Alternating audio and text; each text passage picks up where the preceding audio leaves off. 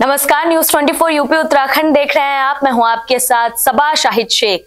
लोकसभा चुनाव 2024 के लिए तैयारियां तेज है। इंडिया गठबंधन और एनडीए गठबंधन सभी अपनी अपनी तैयारियों में लगे हुए हैं। इस बीच सवाल उठता है यूपी के सीटों को लेकर। दरअसल उत्तर प्रदेश में यूपी में 80 लोकसभा सीटें आती है, तो चर्चा ये भी तेज है कि 80 में से 80 सीटें किसके पाले में जाएगी।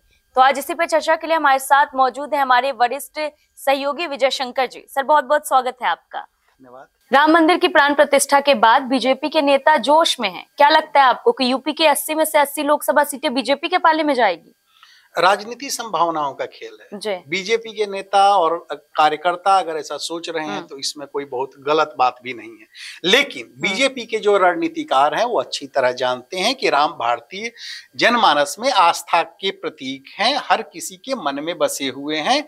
लोग कहीं ना कहीं, चाहे वो किसी भी धर्म संप्रदाय, किसी भी वर्ग से आते हों, राम को मानते हैं। राम में कुछ ना कुछ उन्होंने अपने लिए तलाश रखा है।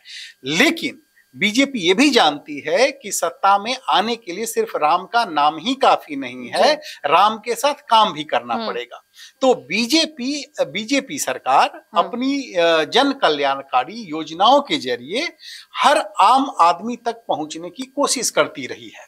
और कोशिश रही है बीजेपी रणनीतिकारों की हर स्तर पर कि कहीं ना कहीं जो अभी जो रिदम बना हुआ है, जो बीजेपी को लेकर लोगों के मन में परसेप्शन है, उसे कम से कम मई जून तक, चुनाव तक तो बनाए रखा जाए और इसे और बढ़ाया जाए। लेकिन जो बड़ी जो दिक्कत है वो दिक्कत ये है जो गणित है वो किसके साथ है?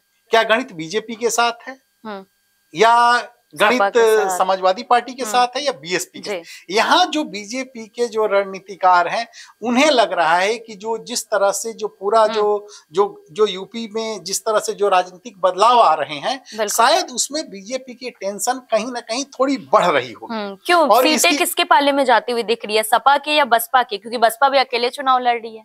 बिल्कुल, यही पर पेंच है। बीजेपी ने जो अपना वोटों का आधार बनाया है उसमें दलित वोटर भी हैं, ठीक। और जो राजनीतिक ट्रेंड रहा है उसमें ये देखा गया है कि अगर दलित वोटर मायावती के साथ नहीं जुड़े हैं, मायावती के पास नहीं जाते हैं, तो उसका पूरी फायदा बीजेपी को मिलता है। माने एक बड़ा वर्ग मायावती का जो वोटर है वो कहीं ना कहीं बीजेपी की ओर शिफ्ट हो जाता है, ठीक है। बीजेपी की जो रणनीति है अभी वो 50% प्लस वोटर की है, यानी हर कंस्टिट्यूएंसी में कम से कम 50% वोट लाना है। इस स्ट्रेटजी के साथ बीजेपी चल रही है। लेकिन अब जो मुकाबला हो रहा है वो त्रिकोणीय मुकाबला हो रहा है। और जो दलित वोटर हैं, जो पिछड़ी वोटर हैं, जो मायावती के वोटर हैं, अब उसमें शक ये जताया जा रहा है कि अगर मायावती मजबूती से अपने मजबूत उम्मीदवार हर जगह खड़े करती हैं तो बीजेपी का वोट कहीं कम न हो जाए। अगर एक आंकड़ों की ओर अगर हम लोग ध्यान दें तो भले ही बीएसपी कमजोर दिख रही हो, चाहे जो उसे जिस स्थिति में आप कहें, लेकिन मायावती के यानी बीएसपी के जो वोटर हैं वो बड़े इंटैक्ट रहे हैं। एक आंकड़ा मैंने रिसर्च मैंने लेकर रखा हूं कि 1996 में बीजेपी को 6 सीट मिली और वोट मिला था 20.6%। इसी तरह 1998 में 4 सीटें मिली, 20.9% वोट रहा। 1999 14 सीटें, 22.8%। 2004 19 सीटें, 24% से ज्यादा वोट रहा। 2009 20 सीटें, 27% से ज्यादा वोट रहा। 2014 19% से ज्यादा, करीब 20%। लेकिन सीट 0 रही। शायद बीएसपी के हिस्ट्री में कभी 0 वाली नौबत नहीं आई, लेकिन फिर भी वोट जो शेयर है 19% से ज्यादा का है। 2019 याद कीजिए, समाजवादी पार्टी के साथ गठबंधन, 10 सीटें आती हैं, 0 से 10 पर बीएसपी पहुंचती है, लेकिन वोट परसेंट उसका जो रहता है 19.43%। तो अगर ये 19% इंटैक्ट रहता है मायावती के मजबूत कैंडिडेट के रूप में, मायावती के जो बीएसपी के जो कैंडिडेट मजबूत हैं वहां पे, तो बीजेपी को कहीं ना कहीं डेंट लगेगा। और इसमें भी अगर थोड़ा सा और इम्पोर्टेंट एक चीज देखिए तो ये डेंट पश्चिमी यूपी में बीजेपी को ज्यादा लगने की आशंका है। बिल्कुल। तो आपको क्या लगता है, मायावती जो अकेले चुनाव लड़ रही है, तो मायावती से किसे टेंशन है और मायावती को किससे टेंशन है? बहुत बढ़िया सवाल आपने किया कि मायावती को किससे टेंशन है। तो मायावती को पश्चिमी यूपी में सबसे ज्यादा टेंशन मुझे लग रहा है चंद्रशेखर से है, जिन्होंने जो एक तो युवा नेता हैं, युवाओं के बीच उनकी पैठ अच्छी है, लोगों के बीच में पश्चिमी यूपी के जो दलित जो वोटर हैं उनके बीच उनकी पहुंच है, उनकी ऑर्गेनाइजेशन ने अच्छा खासा, भीम आर्मी ने अच्छा खासा काम किया है। तो कहीं ना कहीं उन्होंने युवाओं के बीच अपनी एक जगह बनाई है जी। और चंद्रशेखर पश्चिमी यूपी में एक ऐसे नेता हैं, एक ऐसे किरदार हैं जो किसी का भी पलड़ा भारी या मजबूत करने में अहम भूमिका निभा सकते हैं। भले ही वो अपने दम पर चुनाव न लड़े, लेकिन जिसके साथ जुड़ेंगे उसकी ताकत बढ़ा देंगे, 1+1 वाली स्थिति वो कर देंगे। ऐसे में चंद्रशेखर ने अभी कहा है कि मैं किसी के साथ जा सकता हूं, मेरे पत्ते खुले हुए हैं।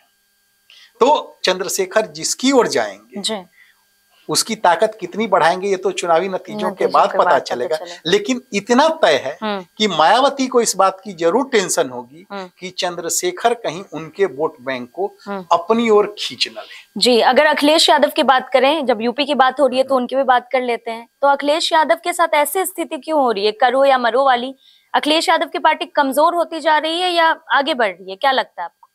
देखिए, राजनीति में ये कहना बड़ा मुश्किल है कि कौन कमजोर है और कौन मजबूत है, ठीक है। क्योंकि अगर हिस्ट्री में जाएं तो किसी ने नहीं सोचा था कि दिल्ली में 3 बार की विधायक रही, दिल्ली में इतना काम करने वाली शीला दीक्षित को अरविंद केजरीवाल हरा देंगे। लेकिन हुआ, ये तस्वीर दिखी। इसी तरह से बहुत पहले की बात है, राम नाईक बीजेपी के बड़े नेता हुआ करते थे, उनके अगेंस्ट गोविंदा को उम्मीदवार बनाया गया। उनकी वर्षों की मेहनत एक झटके में गोविंदा ने कुछ दिनों के चुनाव प्रचार में साफ कर दी। तो राजनीति में हवा कब किस तरह से करवट ले और किसके पक्ष में बन जाए ये कहना बड़ा मुश्किल है। दूसरी चीज और बड़ा, ये तो हमने छोटे पैमाने पर देखा, बड़े पैमाने पर याद कीजिए, राजीव गांधी थंपिंग मेजोरिटी से थे, उतनी मेजोरिटी आप सोचिए, और कैसे उनके खिलाफ हवा बनी। कोई साझा उम्मीदवार भी पहले नहीं था और विपक्ष मिलके लड़ा और कांग्रेस कहां से कहां पहुंच गई। बाद में विश्वनाथ प्रताप सिंह प्रधानमंत्री बने, मुद्दा भ्रष्टाचार का था। तो आज की तारीख में जो हमारी राजनीति की या अखिलेश के साथ जो सबसे बड़ी क्राइसिस है कि वो बीजेपी को हराना तो चाहते हैं, बीजेपी को रोकना तो चाहते हैं, लेकिन एक ऐसा नैरेटिव खड़ा नहीं कर पा रहे हैं बीजेपी के खिलाफ, बीजेपी के अगेंस्ट, जिसके आधार पे वो लोगों को एकजुट कर सके। तो विपक्ष के पास बीजेपी को हराने के लिए कोई विकल्प क्यों नहीं है? इसकी सबसे बड़ी वजह यही है कि विपक्ष हराना तो चाहता है, विकल्प बनना चाहता है, लेकिन एक विचार की कमी है, एक साझा विचार की कमी है। और शायद यही वजह है कि विपक्ष एकजुट भी नहीं हो रहा है। भले ही उसे हम नाम दे दें कि सीटों के बंटवारे पर बात नहीं बन पा रही है, संयोजक पर बात बन नहीं पा रही है, क्योंकि आप इतिहास के पन्नों को अगर पलट के देखें तो अगर 1977 में विपक्ष एकजुट हुआ तो उसके पीछे जेपी का आंदोलन था, इमरजेंसी थी, जिसकी वजह से इंदिरा गांधी को हारी चुनाव।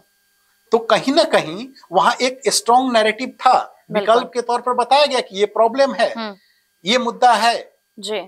उसके बाद 89 में जब बीपी सिंह प्रधानमंत्री बने थे, राजीव गांधी की यानी कांग्रेस को हराया था, तो उस वक्त भ्रष्टाचार, बोफोर्स का बड़ा मुद्दा था। भले ही बाद में कुछ उसमें सामने नहीं निकल के आया, लेकिन कहीं ना कहीं विपक्ष लोगों के भरोसे को जीतने में कामयाब रहा, उन्हें इस बात का एहसास दिलाने में कामयाब रहा कि देखिए ये चीज मुद्दा है। और आज की तारीख में जो विपक्ष की सबसे बड़ी कमी यही है कि वो एक नैरेटिव सरकार के खिलाफ बना नहीं पा रही है, या लोगों को भरोसा नहीं दिला पा रही है कि जिन मुद्दों के साथ वो लोगों के बीच जा रही है वाकई वो मुद्दे उनसे मायने रखते हैं। कहीं ना कहीं ये आउटडेटेड होती राजनीति की ओर ही के साथ ही विपक्ष बढ़ रहा है। बिल्कुल। तो आखिरी सवाल ये है कि 2024 के चुनाव में बड़ा मुद्दा क्या होने वाला है?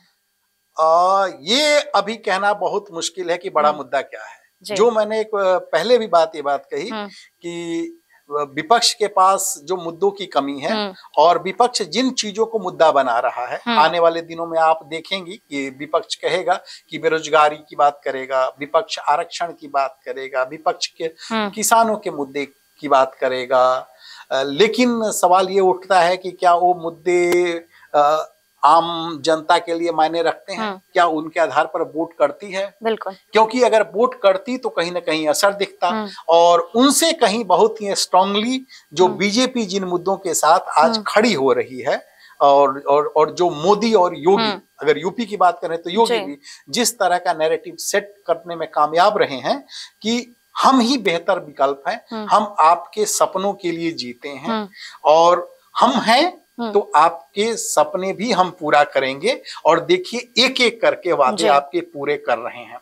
और अगर विकास की धारा को देखा जाए तो ये सही है कि सरकारें अपने तरीके से काम करती हैं। जो भी सरकार हो उसमें उसका सिर्फ सरकार का ही योगदान नहीं होता है, उस समय काल परिस्थितियों का भी योगदान होता है।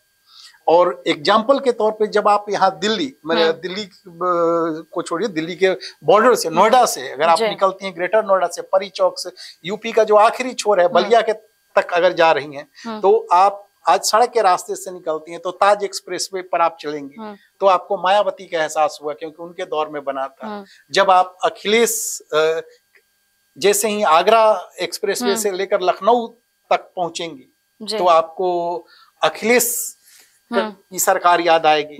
पूर्वांचल एक्सप्रेसवे पर आप चढ़ेंगी जो बलिया गाजीपुर है जा रहा है लखनऊ से, तो आपको योगी आदित्यनाथ सरकार याद आएगी। तो कहने का मतलब ये है कि विकास सरकार का काम है, लेकिन उस काम को लोगों तक पहुंचाने में कौन कितने अच्छे तरीके से कामयाब रहा और उसको कौन किस तरह से पैकिंग कर लेता है, ये भी एक राजनीति में बड़ा आर्ट है। और संभवतः ये तय करता है चुनावी समय में कि कौन बेहतर उम्मीदवार है, कौन बेहतर विकल्प हो सकता है।